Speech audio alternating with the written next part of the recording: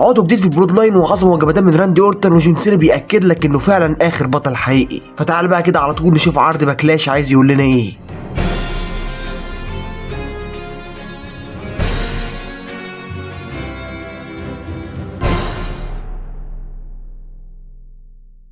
في الاول كده بدأنا بالماتش الرباعي اللي ما بين ال نايت طبعا وجيكوب فاتو ودايما بريست ودرو ماكنتاير. بدأ الماتش بصراحه وكان كل اتنين مع بعض، لو كل اتنين كده ماسكين بعض عاجبين بعض، وكان ال نايت هو النجم في الاول بصراحه، اللي هو مسك كل واحد كده روق عليه. بس ده مش بيدوم كتير عشان درو ماكنتاير بيفوق له بقى كده وبيظبطهم برضه، كل واحد بياخد لقطته. وبصراحه برضه الماتش ده سخن جدا جدا، وكان الماتش بالنسبه لي ممتع قوي. وجه بقى الدور على دايما بريست ان هو يسيطر شويه. معلش هو انتوا انا دافع زيكم، معلش عايز اسيطر شويه. ده غير بقى لما بطل اللقب نفسه قال لك معلش برضه معلش اسيطر شويه انا كمان. فسيطر جيكوب فاتو شويه بجد ودمرهم كلهم، وكله بعد يضرب في كله وكله يفنش في كله، والدنيا بجد سخنت.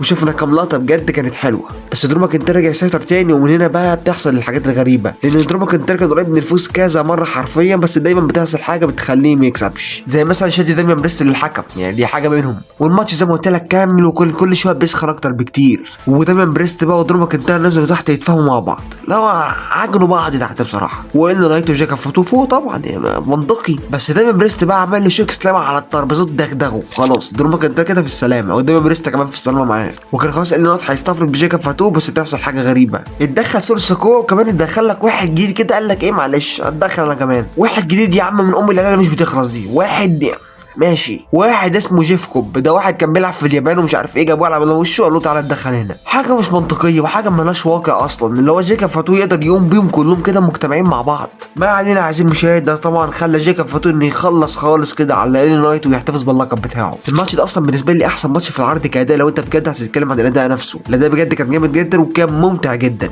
فمن الاخر الماتش كان جامد جدا وانتهى بفوز جيكوب فاتو. وبعدها بنعدي بقى على ماتش القارات اللي ما بين بنتا جونيور ودومينيك ميستيريو. الماتش بصراحه بدا سخن، اللي هو كل واحد بيضرب كده وبيستعرض، خاصة طبعا بنتا جونيور، بس برضه دومينيك اكيد كان بيلاقي مدخل يدخل له منه، لا غش بقى مش عارف ينزل يعمل ايه كده. لكن برضه بنت كان مديله على عينه، اللي هو مش سايب له فرصة، انت مش انت جامد تعالى تعالى حبيبي. وفضل بقى الماتش على كده، ده سيطر شوية وده سيطر شوية، ده يضرب ضربة ده يضرب ضربتين. بس بصراحة الحق يتقال بنتا كان سايب مساحة كده لدومينيك عشان يأدي وعشان يسيطر. لكن فجأة كده بنلاقي العشوائيات كلها بتحصل، اللي هو كارليتو دخل وجيدي ماجدونا دخل وكمان فين بالور دخل. هو فرح ابوك يا جماعة؟ انا مش فاهم، هو ده فرح يعني انتوا جايين مثلا تباركوا؟ انا مش فاهم. بس على طول الحكم شافهم وطردهم على طول، بس فين بالور ما جاش معانا الكلام ده وقعد شتت الحكم. قام بقى مين يتكلم؟ قول لي انت. اللي جراندي امريكانو يا سيدي يدخل كده ويضرب طبعا بنتا جونيور، فيسلمه كده لدومينيك، ودومينيك يديله واحده سبلاش ويحتفظ باللقب، يعد للمره الثانيه على بنتا جونيور عشان معلش والله لازم يحتفظ باللقب. انا مش معترض على النتيجه بصراحه، بس شايف انها كانت ممكن تكون احسن من كده بكتير. والماتش نفسه ككل اصلا كان ممكن يكون احسن من كده بكتير. يعني هو الماتش بدا سخن، بس بعدها الريتم بتاعه قل كتير. فهو الماتش بالنسبه لي متوسط جدا جدا، اعلى من العادي. عشان بقى نوصل للماتش العبثي اصلا اللي ملوش لازمه، ماتش بات ماكافي ضد جونسر. الماتش ده اصلا مفيش اي حد كان متحمس له، اللي هو اقصى حاجه ممكن تحصل يعود الجولدبرج مثلا، دي اقصى حاجه، وعود الجولدبرج مش حاجه حلوه اصلا، ف يعني مفيش حاجه مهمه اصلا. المهم طبعا بدا الماتش بسيطره كبيره جدا من جونسر اكيد يعني منطقي. لكن بعدها شفنا بات ماكافي بقى قال لك انا اتحمست بقى ومش عارف ايه، جاي يعمل لقطه كان هيقع على وشه حرفيا. وجونسر قال لك يا عم خلاص هتضرب لي ضربتين من بات ماكافي يا عم يلا جمايل، فاتضرب له ضربتين كده، والضربتين دول ما كانوش مؤثرين في جونسر اصلا، علشان بقى واحده على صدر بات ماكافي بتخلص الحكايه. خلاص بات ماكافي سلم نمر، يعني تقدر تقول كده ان ولا ضربه من بات ماكافي كانت مؤثره بجد على جونسر. وده شيء طبيعي جدا، انت جايب لي واحد مش مصارع اصلا ضد مصارع المفروض انه مصارع قوي جدا وكان بطل العالم. وفضلنا بقى كتير جدا على كده، اللي هو ضربات متتاليه من جونسر، وفين وفين لما بات ماكافي يفتكر ان عنده ايده يضرب. وشفنا جونسر بقى بيعمل له بقى بومب وشارب شوتر لدرجه ان مايكل كول نفسه طلع له، اللي واقف عند الحلبه كده كان بيبولا. قام بقى جونسر قال له تعالى تعالى حبيبي. جونسر صاحبه كده كان هيضربه، بس بات ماكافي بيديله ضربه في وشه. ماشي يا جدع، ده مايكل كول كان بيغش حرفيا، اللي هو كان مسك رجل جونسر عشان بات ماكافي يكسب، وبات ماكافي ما كسبش برضه. عشان بعدها جونسر بقى يعمل سليبر هولد كده بقى لبات ماكافي، وخلصت الحكايه. اغمى طبعا على بات ماكافي، وخلص الماتش بفوز جونسر، وده شيء متوقع جدا. يعني لا حد رجع ولا حد اتدخل ولا اي حاجه. طب انا استفدت ايه؟ يعني ايه الفايده بالنسبه لي من الماتش ده؟ وبعد الماتش بقى كده جونسر رمى التحيه كده لبات ماكافي ومايكل كول واتكل على الله. يا حبيبي يا حبيبي ايه اللي هو الطاقه دي يا ابني؟ انت كنت لسه هتموت مايكل كول دلوقتي، ايه الطاقه دي؟ فهو كان ماتش عادي جدا، ما فيهوش الشيء الممتاز او الشيء القوي جدا ولا اي حاجه، فخلاص كفايه كده علينا. ونيجي بقى للمين ايفنت المنتظر بشده، جون سينا ضد ضد راندي اورتن على لقب الدبليو دبليو اي. سينا في اول الماتش طبعا عرض السلام على راندي اورتن، وراندي اورتن كان هيسلم خلاص بس جون سينا غفله وضربه، بس طبعا راندي اورتن ردها له. الاثنين دول ما بينهم اصلا اكتر من 25 سنه، عارفين كل حاجه عن بعض.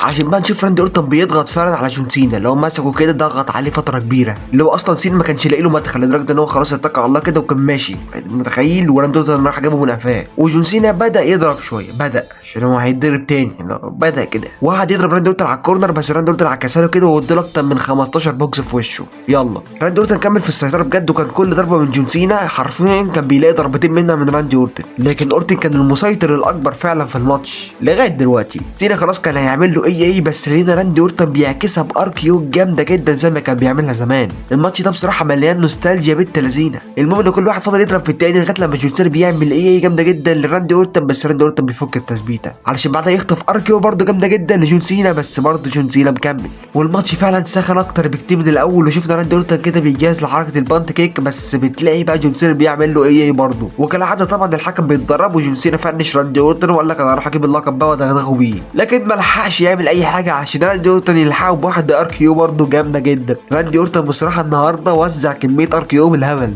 بس بقى الحكم اتدرب تاني وشفنا جون سينا عايز يعمل ايه كده راندي اورتن على الترابيزه اللي ورا، بس ايه اللي يحصل بقى؟ تخيل راندي اورتن يعكسها ويعمل له ايه على الترابيزه يكسرها بيه. لا مش بس كده عايزين مشاهد، عملوا نفس الاتيتيود ادجستمنت بقى على الترابيزه الخشب دغدغه، وده بقى خاصه بعد الاركيو الجامده جدا اللي عملها له راندي اورتن فوق. بس تخيل ايه اللي يحصل بعد كل ده؟ جون سينا يفك التثبيته برضه، وسينا بقى كان جاي يضرب راندي اورتن باللقب، بس جت في الحكم تالت. يعني انا تعبت للحكم ده، انا تعبت بجد. بس بقى راندي اورتن يديله اركيو متينه جدا، بس مفيش حكم اصلا، عشان كده بقى يدخل لك نيك الدس ورجالته. تخيل ايه اللي يحصل، تخيل كده راندي اورتن عطى كل واحد اركيو، بص حنفيه اركيو فتحت بقى، بتبص ظبطهم كلهم كل واحد اركيو كده متينه. راندي اورتن النهارده بجد كان عالمي، وكان خلاص هيخلص على جون سينا تماما كده بالبانت كيك، بس يدخل بقى ارتروس. دخل ارتروس كده وطبعا شاتت راندي اورتن، قام جون سينا مديله بلو وضربه باللقب في وشه، وجا حكم كده وجون سينا عد وكسب واحتفظ باللقب.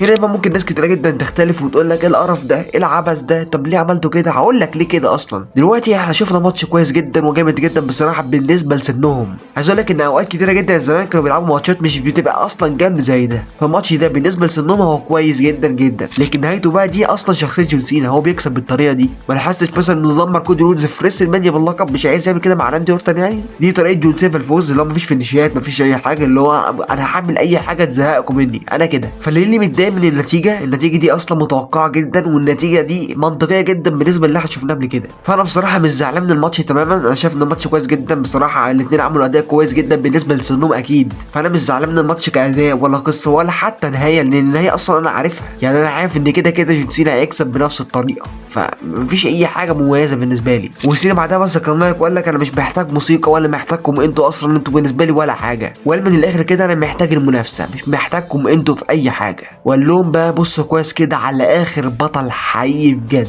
جون سينا بيأكد لك انه فعلا اخر بطل حقيقي من وجهه نظره هو اخر بطل حقيقي. وخلص الماتش وخلص العرض على كده. عرض باكلاش بالنسبه لي بصراحه عرض عادي جدا، مفيش شيء مميز قوي، لكن كاداء ماشي العرض شغال مش الجامد، لكن كقصه وكده هقول لك بكل تاكيد ماتش جون سينا وراندي اورتن. الماتش ده مليان نوستالجيا بنت لذينه، وكل واحد كان بيحاول يعمل حاجه يفكرك بيها بزمان. فانا بصراحه مش متضايق من العرض، شايفه عرض عادي جدا، بس الماتش بتاع المين ايفنت ده بالنسبه لي انا سيبك من الاداء حتى كقصه هو بالنسبه لي في الطب، انه بيحكي لك قصه قعدت اكتر من 25 سنه، وده مش رقم قليل خالص. فانا بصراحه مش متضايق من اداء الاثنين، هم طبعا كبروا في السن وكان في لاج كتير جدا في الماتش، بس ده طبعا يعني اقصى حاجه ممكن يعملوها. فبس عايزين مشاهد، ده كان فيديو النهارده واللي اتمنى بجد يكون عجبك. لو صوتك اكيد لغايه طبعا اشترك في القناه طبعا واعمل لايك وتتعلم شبه كده، وبس عايزين مشاهد. سلام.